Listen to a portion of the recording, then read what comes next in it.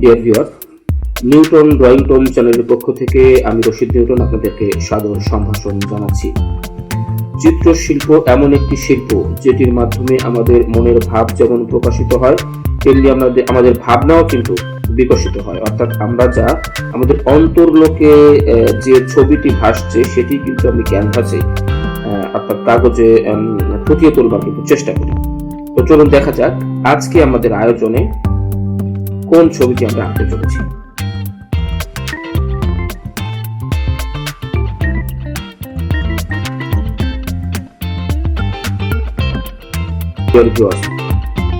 গল্প, সাহিত্য, কবিতায় আসলে নারীদেরকে নিয়ে অনেক কিছু রচিত হয়েছে। কিন্তু কবিতায় নারী সুষমা, নারী সৌন্দর্য, নারী সৌষ্ঠব এগুলো কিন্তু বিশেষভাবে স্থান করে নিয়েছে। তেমনি সাহিত্যের অন্যান্য শাখাতে উপন্যাস বলেন, নাটক বলেন, গল্প বলেন, সব জায়গাতে কিন্তু নারী চরিত্র বিশেষভাবে স্থান দখল করে আছে। তেমনি চিত্রশিল্পে কিন্তু এর ব্যতিক্রম নয়।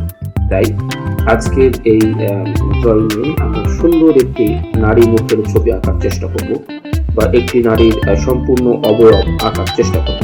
তো চলুন দেখা যাক স্টেপ বাই স্টেপ ধারাবাহিকভাবে একটি নারীর প্রতিমূর্তি কিভাবে সুন্দর করে কাগজে ফুটিয়ে তোলা যায় পেন্সিলের ডগায়, আমরা একটু দেখবার এবং শিখবার চেষ্টা করি।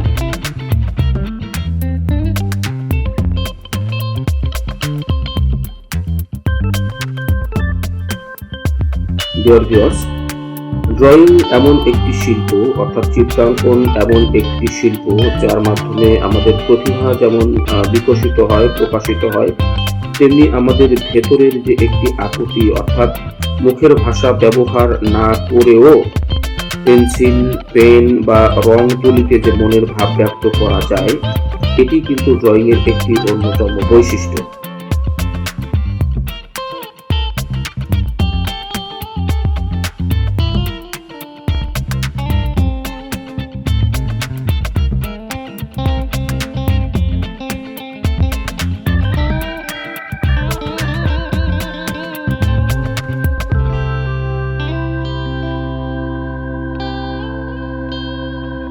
ডিয়ার ভিউয়ার্স, দেখতে দেখতে শেষ হয়ে এলো আমাদের আজকের এই চিত্রকর্মটি। আমি জানি না যে আমি যে নারী মুখের ছবিটি আঁকার চেষ্টা করেছি বা নারীর সৌন্দর্য, সৌষ্ঠব, সুষমা ফুটিয়ে তোলবার চেষ্টা করেছি, এটি আসলে সঠিকভাবে সুন্দরভাবে পেরেছে কিনা এই ভারটা আপনাদের উপরে রইল।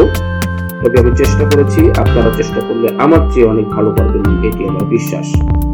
আগামীতে নতুন কোনো ড্রয়িং ভিডিও নিয়ে আপনাদের সঙ্গে দেখা হবে। সে পর্যন্ত সবাই ভালো থাকবেন, সুস্থ থাকবেন, শুভকামনা।